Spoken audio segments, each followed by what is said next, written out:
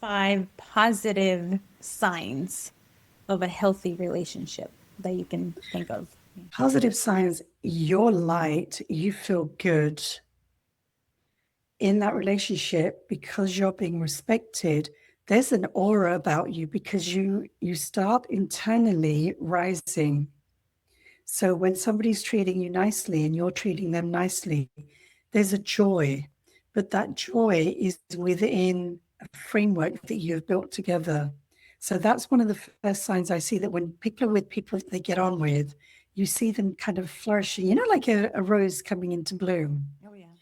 And then after that, you also start hearing the change in the language because they start doing things like talking positively about how they're moving forward. So what I was saying earlier, do you want to study? Oh, I went and checked out the brochures and this college is too far. Caring for others is part of your life, but it's not all of it. This is your space for growth, confidence, and connection to the whole you. Welcome to the Dali Talks podcast. My guest today is Ruby Raja. She informs people on domestic violence and trauma. She is not a medical professional, an attorney. She is an educator who wants to bring the information to my listeners. I just have to put that disclaimer in there, as well as we're going to be talking about domestic violence. We're not going to be disclosing any type of graphic things, but if this is triggering to you, just to hear the conversation about the topic, I want to put that out there in case you're not ready to listen to this conversation. But if you are able to listen, I hope that you enjoy it. I think it was very insightful. I like the messages and examples that Ruby shares. And I hope that you learned something. Welcome back to another episode of the Dali Talks podcast. I am your host, Dali, and today I'm accompanied by the wonderful Ruby Raja, who is a professional in the field of domestic violence and trauma. She's informing us about all of these things that we probably should be asking at a very young age. But Ruby, welcome to the podcast. Thank you so much, Dali. You're very welcome. Thank you so much for agreeing to come on here and educate us. So give us a little bit of background about you and how you got into this work, please. Oh, gosh. I have been working in the field of violence and abuse more by accident than design. I fell into it, oh my gosh, 30 plus years ago. And what I found was that I was doing lots of different areas. And I was getting confused when women would speak about things that were happening to them and they would use words about the abuser. And I wanted to know about this person. So they would use really, really negative terms. So I entered the field of probation. I got my probation degree. So in England, you have to get a degree. I became a probation officer. I was already a domestic violence trainer. So it was the examples and experiences that people were having that led me down a journey to make sure, I know that things that people are doing to one another are not nice, but they're also humans. And I wanted to know why they kind of behaved like that. So I entered probation. That's how I found myself in this area. That's interesting that you're required to get a degree in probation. How you landed in that field. It makes sense. You must have seen a lot of very, very interesting cases and learned a lot from women, because I do understand, and I've heard this my whole life, that a lot of women unfortunately end up in the prison system because they were defending themselves from someone who was hurting them. So as you were speaking to them, what type of things did you learn from them that really stood out? My main work was in England. So the people that I was working with were generally victims, and it was most of the time outside of the criminal justice system. So the abusers I worked with were predominantly in the system.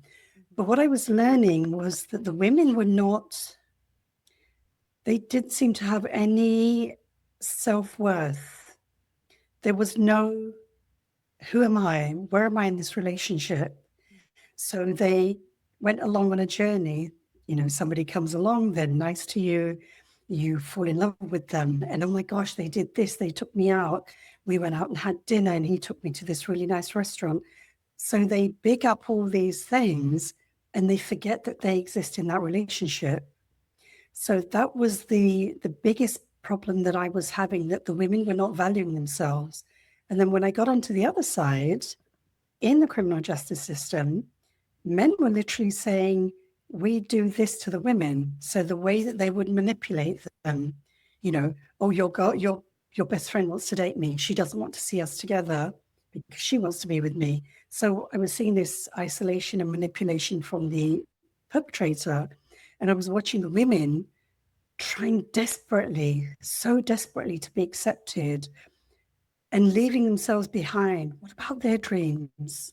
What about who they are? So I think those two things together made me not just sad, but it made me wonder, why are we not stopping at the gate and asking, what about me? Where am I in the relationship? As nice as a person is when they meet you originally, do you want to study? Do you want to aim for a job? So when I was looking at those things, I just thought, no, we need to give information so that people have something to take.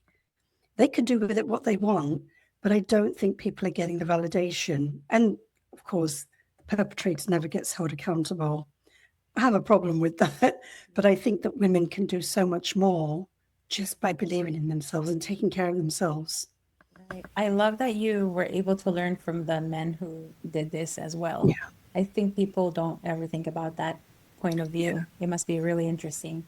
And to your point about the confidence, the lack of self-worth, it is so scary because I can see how, I grew up in a home where there was domestic violence.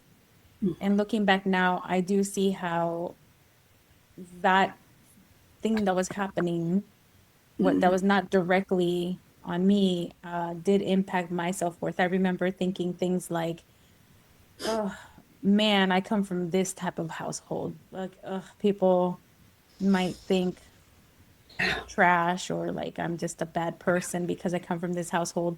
And looking back, it impacted my morale, my self identity, my self-worth. I thought I was ugly and that I was just like this kid that just happens to just have the bad luck all the time.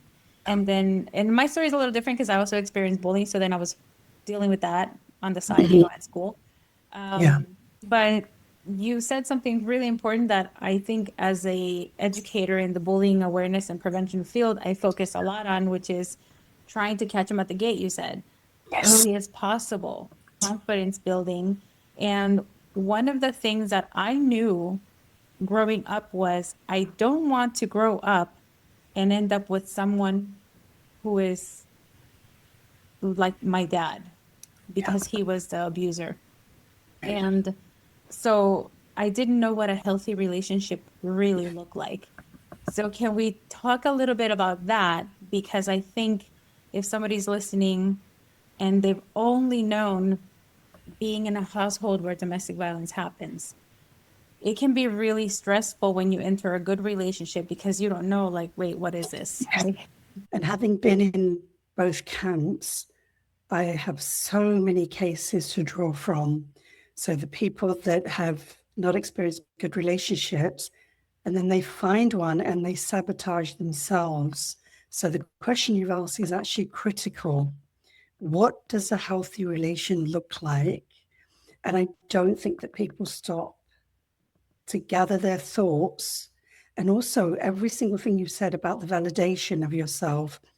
When I was working with the men and the women, one of the biggest concerns I had was that when a woman behaves as she behaves in these types of unhealthy relationships, she's indirectly, unknowingly impacting her children. So with what you've just shared, that you were experiencing this, the children have no place to go. And unless they get this message, unless they get somebody, that one person that counts and believes in them, like you said, you felt you were not beautiful. And I'm sitting here looking at a striking woman. But if you've not been told that, then how can you rebuild yourself internally?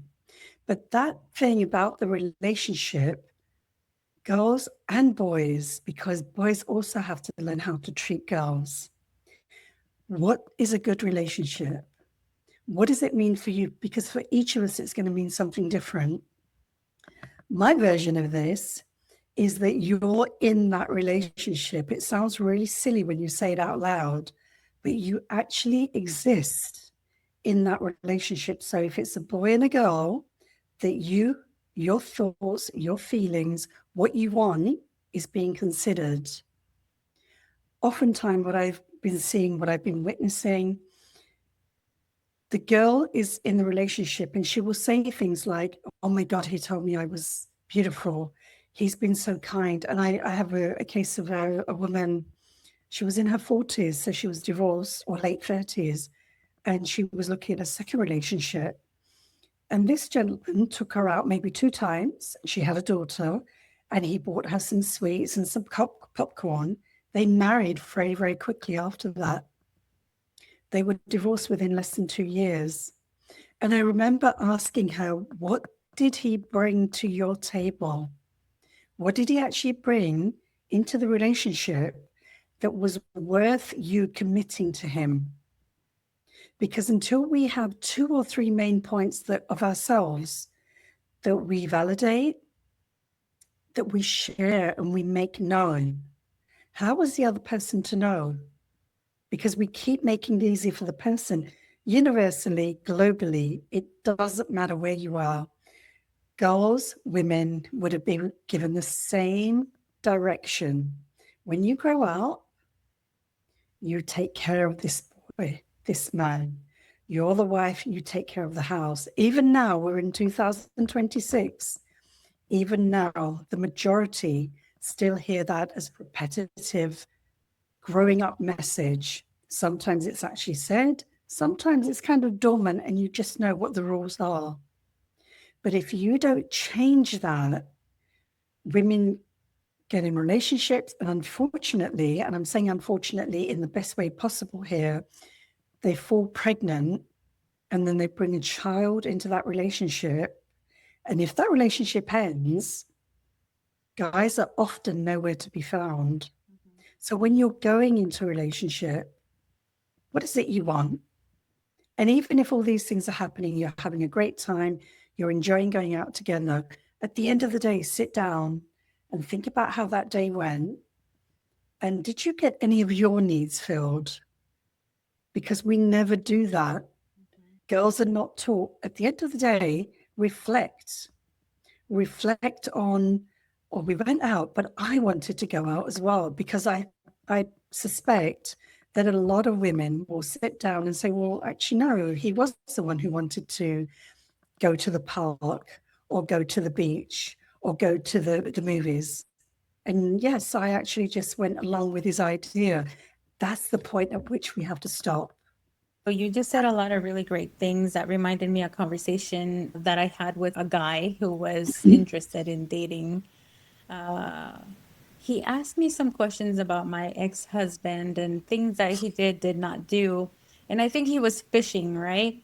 Fishing Yes. to see, and I said something about, oh yeah, we never did that. He said something jokingly.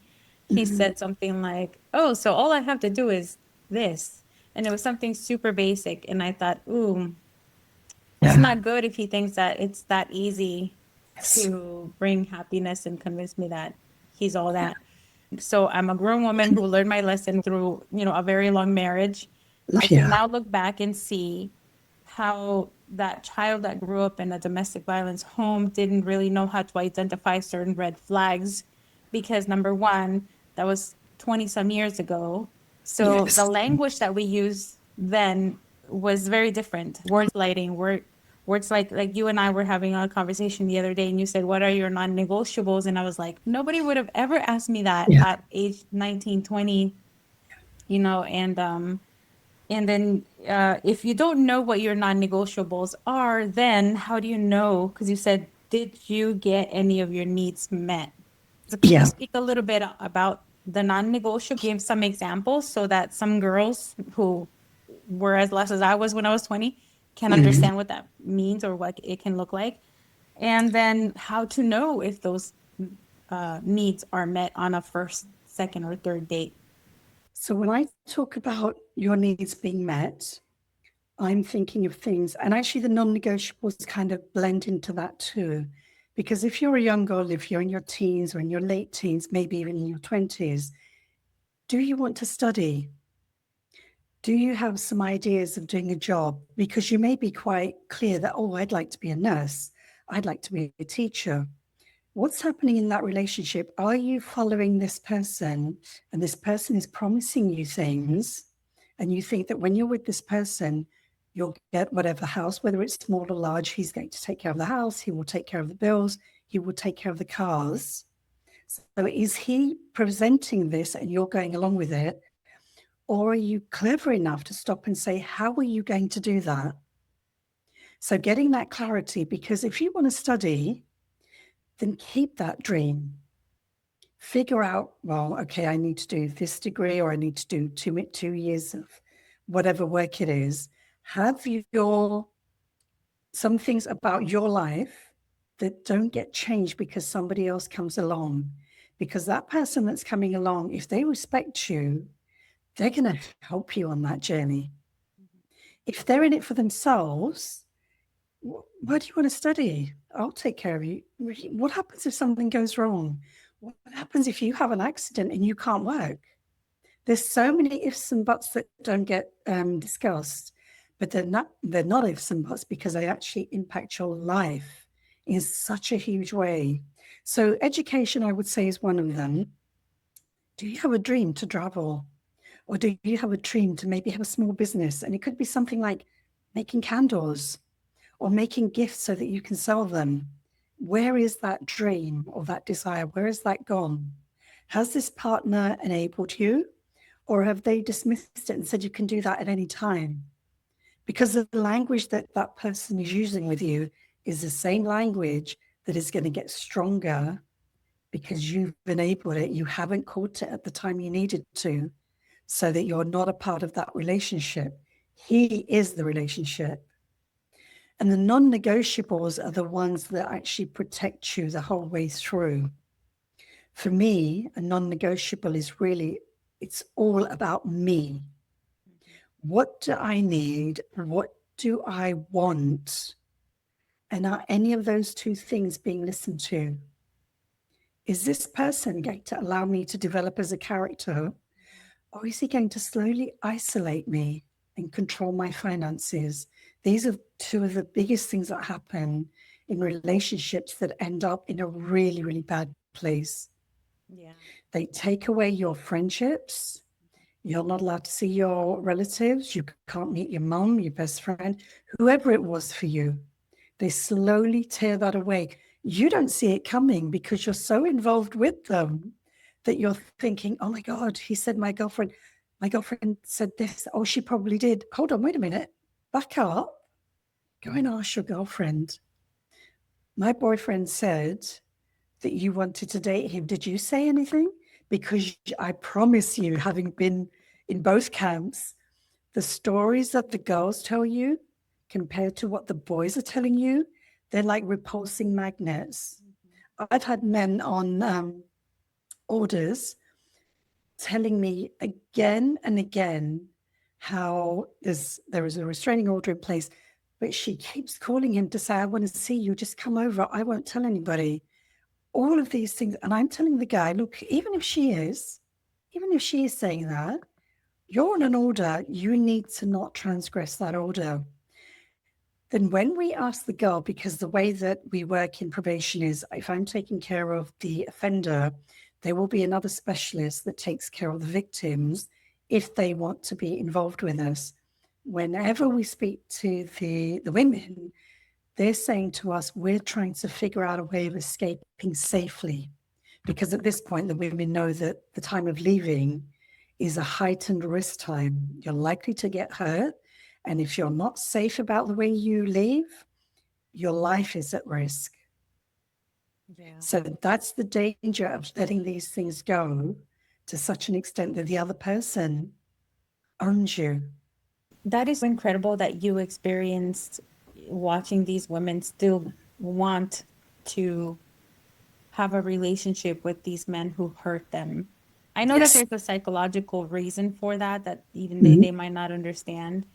And I know that it comes down to your self-worth, because when you do have self-worth, you don't tolerate as much.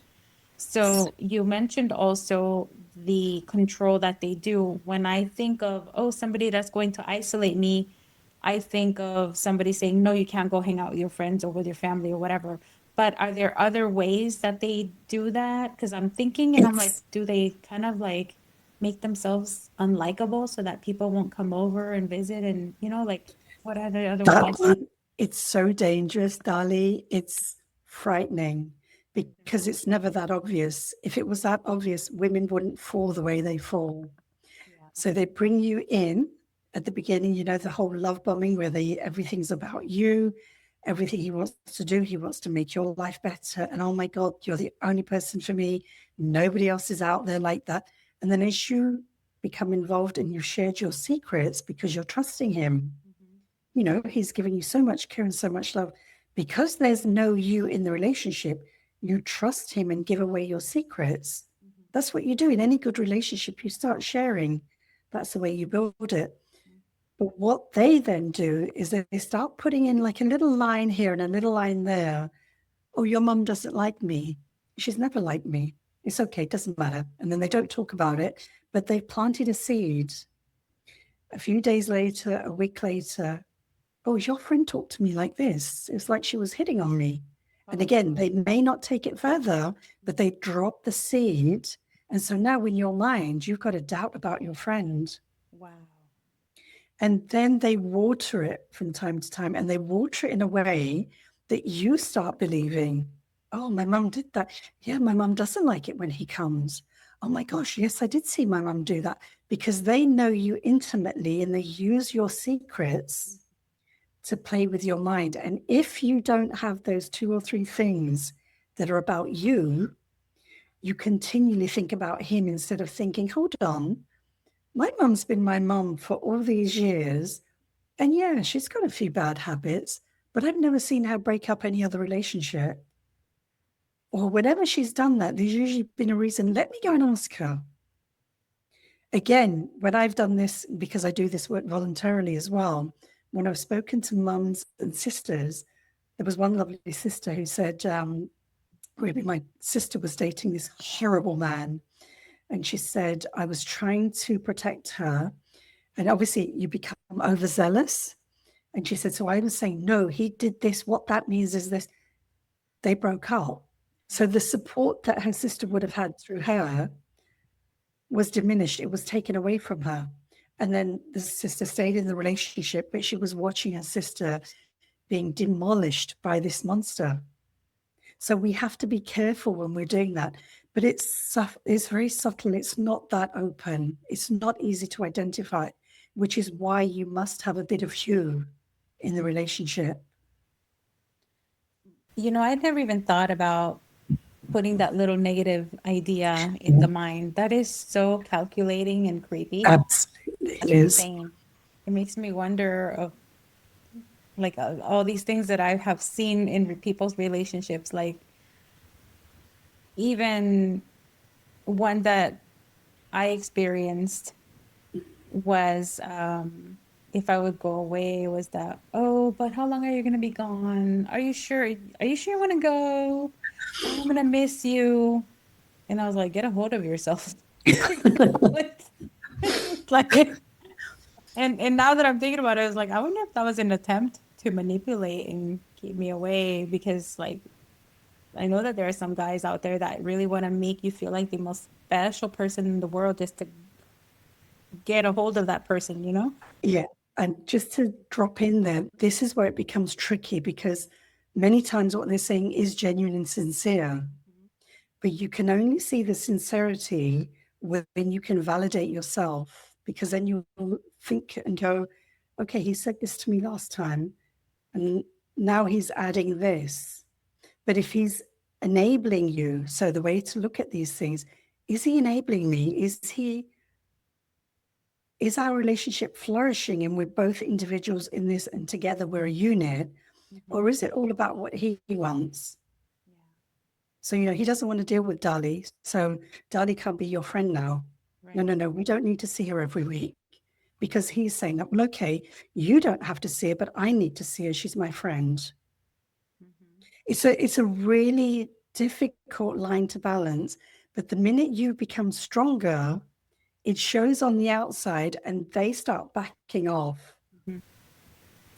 Yeah, man. And then now this brings me to, on the other hand, another experience I had was, don't change your life for me. Like, like, don't, and I'm like, oh, is that the paranoia, right? Because when you're in a not so good relationship and then you try to go into another relationship, you're like, wait, so is this person saying, don't change my schedule or my plans for him because he's really being genuine and knows that's what a healthy relationship looks like? Or Yeah. is it because he really doesn't care about me and is not really into me? And, Yeah. so it is, I can see how hard that can be because. But the simple thing is, ask the question. And we don't ask the question because we're always protecting them. So how would one ask that question? You would ask him directly. So if you said, he said, don't change your life for me. And you can just say, oh, what do you mean by that? Because it doesn't have to be an argument. It can just be, oh, I don't understand what you're kind of saying. Can you just tell me what you mean?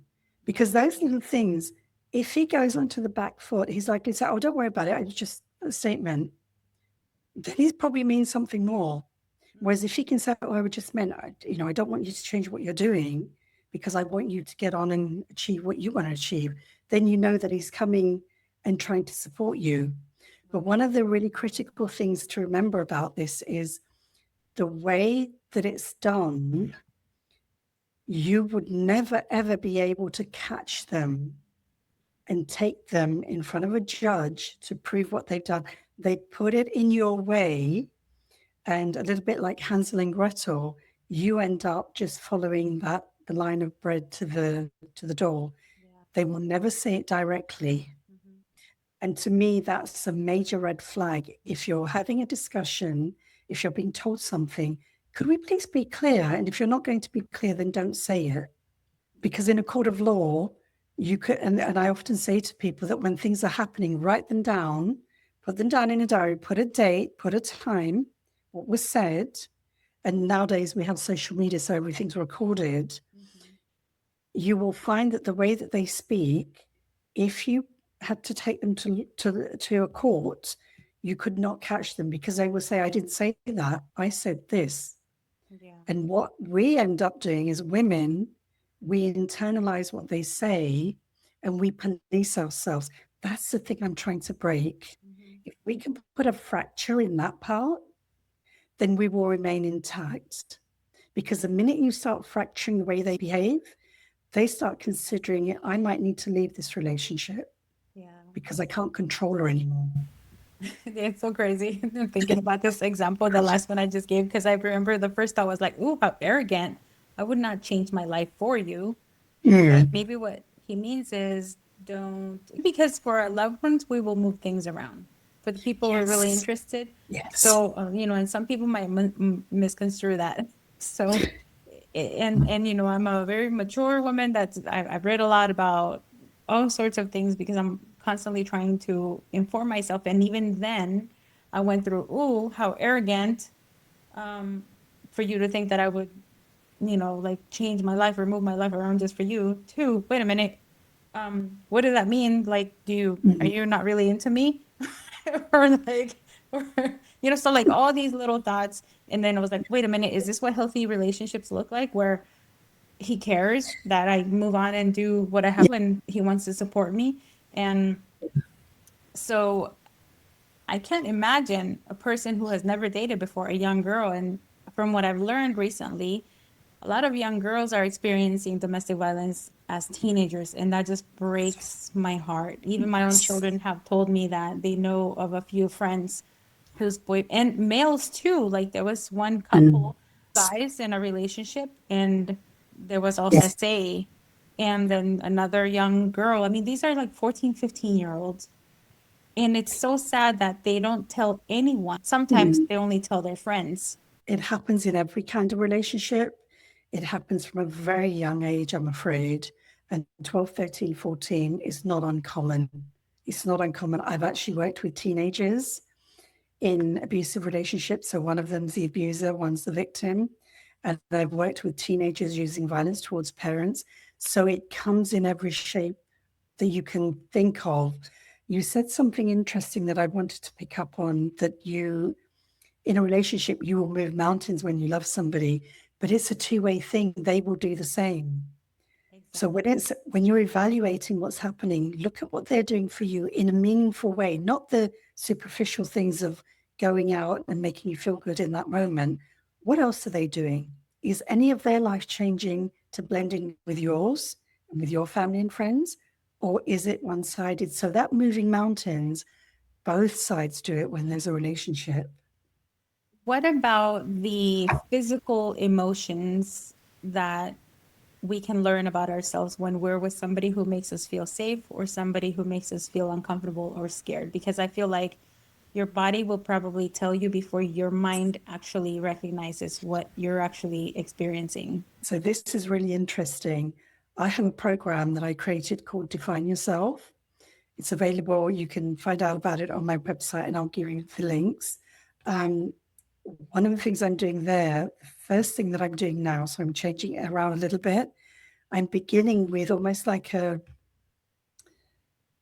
laying the groundwork of what a healthy relationship looks like. So we're looking at anchoring and we're looking at safety. Exactly what you just said. What does your body feel like? What is it telling you? Sometimes we have these sensations which are, you don't immediately identify them as fear or being scared of somebody, but something is not feeling comfortable. There's a feeling of being unsafe that you can't identify. That's what I want people to start looking for and looking at. If you're not feeling good, something is happening in your body that's letting you know. Don't ignore that, because when you ignore that, the spiral goes down much quicker. Because once you start ignoring that feeling, everything else just builds on it. When you're feeling like that, take yourself out of the situation. What I would say is breathe. And I know that sounds so simple, but the breathing is a deeper breathing. Center yourself and give yourself 2, 3, 4 minutes. Close your eyes, sit down, take long breaths in and release them. Long, not the quick, no. Breathe in for 3 or 4 minimum and make it longer when you can. And the same the other way. Let your body relax, bring it back to that peaceful stage, and then maybe spend a bit of time thinking about it, and not necessarily right then, but think about what's happening and try to identify, does it happen when I'm with this person? It didn't happen before I met them this time. So you can trace what's happening. Is it something that they're saying that you're not happy with and you can't challenge? Or is it just their presence? Because as women come out of abusive relationships, they do share that the person was actually quite menacing. Their presence in their relationship, he was a menace when people weren't there. And using that language, you mentioned language earlier, it's really, really important to listen to the language, because what they do in front of another person is they treat you so well, and the other people are thinking, oh my God, this guy is amazing. The minute the door shuts, the woman knows what the real person is like and how they treat you. Yeah. Speaking of language, are there any key words we should hear for that could indicate intention of what they might really mean? They're too smart to give you keywords. And I think because we have so many cultures and so much diversity, words are used differently in different contexts. So you have to be astute about your environment. So that's really about where you're at and how this relationship is going. So I think the keywords are a little bit more difficult to go into any detail in, but you are going to know that your body is going to let you know. And if you're responding to something that's not making sense for you, clarify it. However, whether you speak to a friend, whether you talk to yourself in the mirror because you don't want to tell anybody else, because something is letting you know there's something going on here. You know what else I've noticed? I feel like, especially the younger generation, are very quick to say "I love you" to one another. I remember growing up, hearing discussions of you don't just say "I love you" to anyone, any boy that you're dating. They have to earn that. But I also understand the culture has changed, Yep. where everybody wants to have that inclusivity, and that's why they say it. But I feel like that kind of muddies the waters of the intensity of the relationship and how serious it is. Can you speak a little bit on that if you have anything to chime in? So those are the words when we, sorry, I spoke over you. I do apologize. Those are the words that when I talk about 2 or 3 things about you that you want to have, you need to have some things in your toolbox. And exactly as you said, these are not words that you throw around lightly. What do you actually mean when you're using a word like that? This is not a movie. Movies have a whole range of, there's a cameraman, there's a lighting person, there's so many people around there. And the words that are being said in a controlled environment to have a certain effect. That's not how real life is. What does this person mean to you that you're saying that? They're the things we need to explore, to think about. Mums need to have those discussions at home. They need to open up that door. What I did with my daughter, this is going back many years, my children are grown. She went to university, and when I took her there and we'd had a chat and so on, I said, I'm going to tell you something that's going to be a little bit frightening, and you may not believe it, and that's totally fine. I'm your mom. I need to protect you. You're going to university. 1 in 4 of the girls around you will experience being abused, being attacked, or raped. And my daughter said, Mum, that's a little bit high. I think you're probably exaggerating a little bit. And I said, I'm just letting you know. You can do with that as you wish. So I've given her the information because that's my field, and she knows that's my field. In less than 3 to 4 weeks, she had come back to me and she said, Mum, I think it's more than 1 in 4 girls. I know this girl, I know that girl, I know this girl. And I thought, and that's what I need you to understand, that until you stay in your space and people know who you are, people are going to try to mess with you. And you have to have that belief that why are you coming to me? When people move too fast in a relationship, there's something wrong. I don't care how young you are. I know 14, 15, 16-year-olds who've taken a good few weeks and months before they've even held hands because they were getting to know each other. There are lots of good young people around who know things are important. Right. How important are you? That's what the question is. Right. And one of the things I heard a long, long time ago is that when you give your body to someone, and this was, I remember the conversation was about first night stands or like situationships or like friends with benefits. That for women, it is much more different than it is for men, because women, no matter how much they don't want to emotionally attach themselves, there's something within that makes you just want to commit more to that relationship, no matter how wrong it's going from initial stages. And that's mind blowing and scary, because that means if we live in a culture where that is no longer something that you hold off from for at least for a while, then that just right, you're risking a higher chance of ending up in that bad relationship. Do you know any more about that, on any research or anything that supports that statement? There is research out there, but what I can tell you I'm going to change the lens a little bit. I've obviously attended numerous trainings because of the work that I do. And we had professionals attending the training that we did, because we did lots of different types of training. And this training was about young people having sex very early. So 12, 13, 14, 15. And many of these people were now training young people and helping them to enter relationships and do these types of intimate elements of the relationship with care and thinking about themselves. There were many people there. We normally train about 15 to 20 people at any time. What was really fascinating was that of all of these people, there were men and women.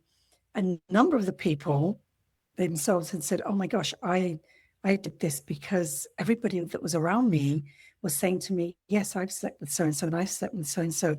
And so this lady was saying, I slept with people because everybody else was doing it. And then she said, when I got to 15, 16 and 17, I started hearing that these people were still virgins. And then as I got much older, and obviously they're now in a professional workplace, people are coming out and saying, you say what you have, the smart ones, they will say they're doing things just to protect themselves because they don't need to get into it, but to profess that you're still a virgin isn't cool. So this is not uncommon, but what people have started learning to do is taking care of their needs, as in, I don't need to do it, but this environment will fry me if I don't say to them, yes, I was with so-and-so last night, and lead that implication. So I think it's that journey of let's start speaking and let's start letting the girls know, your body is yours. Whatever is done to it, your body will keep the score, good, bad, and indifferent. And it's up to you as to what you want, because the people that had gone ahead and slept with another person at a really young age were regretting it and saying, I wish I hadn't done that. And the guys and girls women that were there and saying, I had my first relationship when I was 18 or 20, they were saying, yeah, I didn't need to do that, but I was in an environment that was not going to allow me to live healthily. So I said, yes, I've done things I haven't done because I've got through that now. And it was 2 years, 4 years, 5 years. I still have my mental health intact, because what happens when you do this, everybody starts talking about you, oh, she slept with so-and-so, he slept with so-and-so. So they didn't have to deal with any of those things. But it's a very common thing. And again, if we teach our young people that they're important, they're not going to do that. So this is a normal part of the way school life is. What I'm finding with young people, so when I've been working with them, the ones that get the message, so when they hear and are told how important they are, and they don't need to do this, it doesn't matter who says what, they have the strength in them to say, you know what, you do you, I'm going to do me. If I find somebody, if I like somebody, that's fine. That little bit of dropping in the importance of you're important, school will end, whether it ends for you at 16, 18, or if you go ahead and go to university. This phase of life will pass, and all these children that are around you, you won't see them again. Oh my gosh, I say that to my kids all the time about all sorts of things, because nowadays kids are always afraid to talk to anybody or do anything in public. I'm like, you don't know them. You're never going to see them again. Exactly. But let me go back to something, because I know we're going to wrap up soon, but I want to make sure that we touch on something you said. You said sharing your secrets with people and then they pretty much use them against you. Yeah. I think this is a huge indicator that is missed because it is so subtle. And this is something that I had a conversation with somebody, and it was so fascinating because I thought it was just me, because I'm always over analyzing things. But they said, when you overshare your secrets with people, and some people use it knowing that they're going to hurt you with it. They do it intentionally. But sometimes telling our secrets or our traumas is not a good idea, because they might think, oh, well, this is happening because of your past, and that's really hurtful. And so I wanted to make sure we mention that. And the other thing was something that I also heard from a podcaster. He said, when somebody does something to you that they know was part of your past trauma and they do it intentionally, That is a form of cruelty. And I absolutely, I mean, that resonated with me so much. So, can I hear your thoughts about these two things I just shared? Yes. So I always say to women and to men that when you've left a relationship, you don't have to tell your next partner things that have happened in your life. It's not their business. You can share what happens in any healthy relationship. You can share a little piece of something that happened at one point or another, and then something else. And then as you grow together, you may share a lot more. It is never good to give all your secrets away at any point anyway. But when you have done that, you do run that risk. And again, it's a very common practice in domestic violence, especially when it's high risk. When you've got to that stage where the person is now controlling you, so many men and women say that, I told him this, but I trusted him and he's telling everybody. And that embarrassment and the guilt that's then put on you, you're unable to lift your face up and he's going around telling everybody your business. So it's a really dangerous road to tread. It's I believe that the healing of things like that happen need to happen with people that are professional in that field. Or if you're fortunate enough to have a group of friends that you can talk to, do it there. But I say this time and again, and I've had people, I've run certain domestic violence programs who've said to me, Ruby, you told me not to go home and do this. And I did that. But the situation in that case was that the woman was strong enough in her relationship to go home and say, look, Ruby said you shouldn't be doing this. And, he obviously was questioning who was this Ruby. And we say to them, look, we tell you these things to help you protect yourself and build yourself up so that whatever step you're going to take, you're protected. So when these types of things are happening, they're little indicators, but they're also about you not trusting you as much as you should. Because the trauma takes a very long time, even when you've been working at it. I was attacked in 2020. I've dealt with it, but there are things that I can see or do, and I can think, oh, okay, that's connected to that.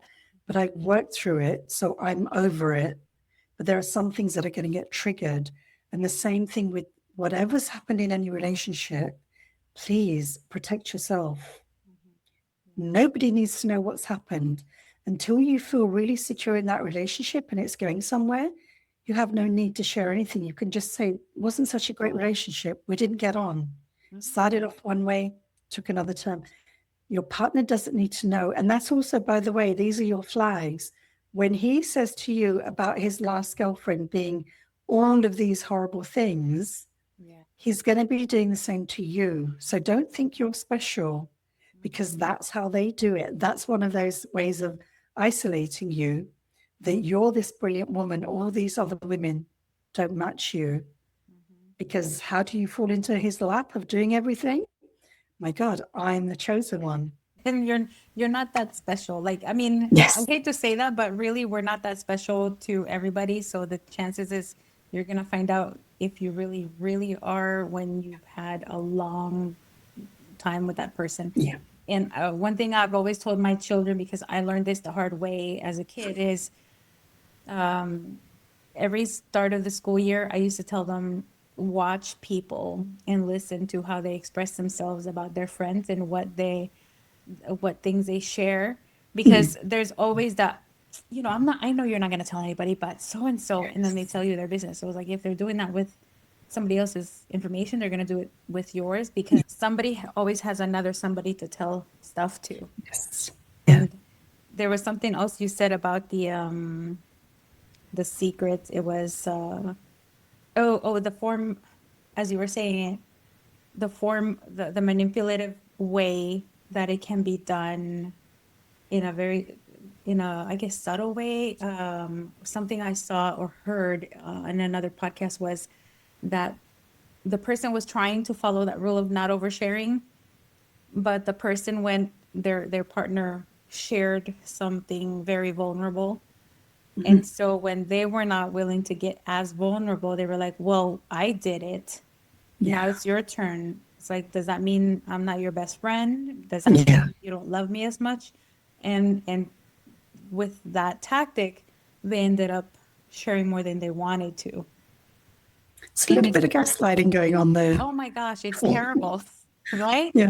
And Yes. that's why I tell my kids, you don't owe anybody any answers about who you are, your sexuality, your background, what you believe in, nothing. This has been such a great conversation, and I know we're gonna have like two more episodes, and I'm Yes. really looking forward to. But before we wrap it up, we focused on a lot of examples of pretty much red flags. Can you give me, say, the top 5 positive signs of a healthy relationship that you can think of? Positive signs, you're light, you feel good in that relationship because you're being respected. There's an aura about you because you start internally rising. So when somebody's treating you nicely and you're treating them nicely, there's a joy, but that joy is within a framework that you've built together. So that's one of the first signs I see, that when people are with people that they get on with, you see them kind of flourishing, like a rose coming into bloom. Oh, yeah. And then after that, you also start hearing the change in the language because they start doing things like talking positively about how they're moving forward. So what I was saying earlier, do you want to study? Oh, I went and checked out the brochures and this college is too far. This one's too expensive. You start hearing these little stories of what they're doing. And then they will share about their partner too. That, oh, he's wanting to go here, but that's going to be too difficult. Whatever that journey is for them, they're sharing things about each other that are they're kind of sweet and innocent.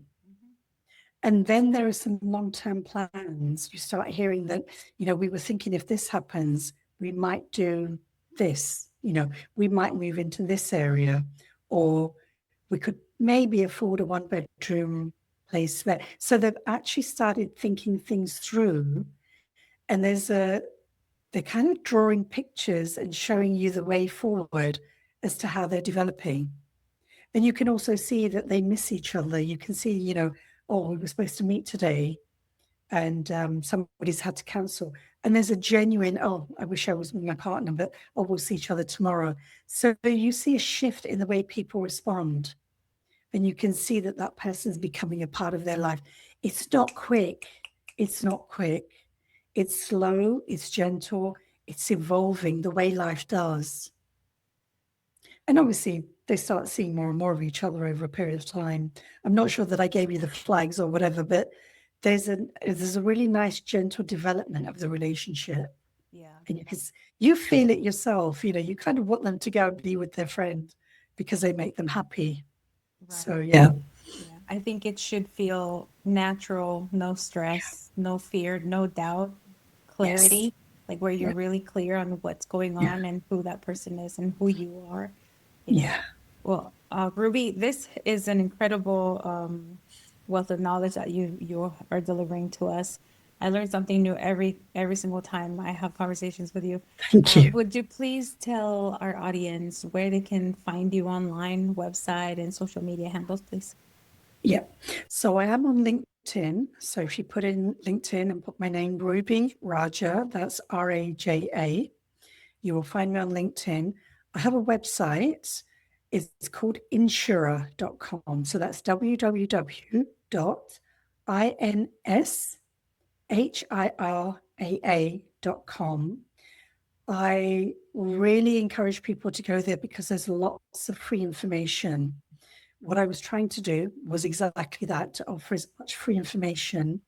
There's a learning page, and under there's information for victims, for practitioners, and then I have another tab which I created because I did a lot of work in England, and they had lots of Muslims and didn't understand things about Muslims. So there's a Muslim-specific page.